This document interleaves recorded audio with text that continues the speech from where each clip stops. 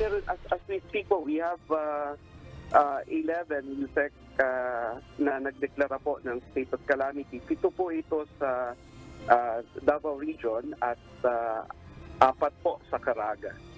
Nasa ilalim na ng state of calamity ang 11 lugar mula sa 2 rehiyon sa Mindanao. Bunso dito ng walang tigil na pagulan dahil sa shear line noong nakaraang linggo. Ayon kay Office of Civil Defense Spokesperson Director Edgar Posadas, aabot na sa mahigit 152,600 families ang apektado ng mga pagbaha o katumbas ng 670,000 na individual. Kinumpirma naman ng OCD ang 16 na nasawi na ang karamihan ay mula sa nangyaring landslide noong Huwebes sa Mount Diwata sa Moncayo, Davao de Oro.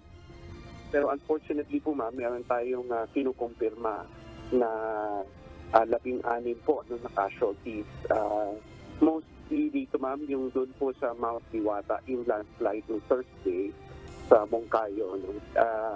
And then 12 po doon, and then 2 po sa Davao City, tapos isa po sa Davao Oriental and Davao Occidental.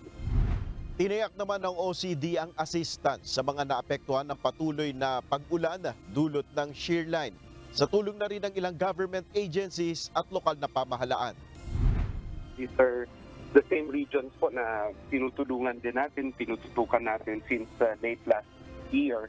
Kasi ito po yung mga inuulan-ulan din, tapos meron din po mga yung earthquakes po dito. So medyo mataas po yung ating yung level ng ating response dito. So maintain lang po natin yan. These are in the forms of food and non-food items, yung mga family food packs po, family kits at saka yung mga hygiene kits.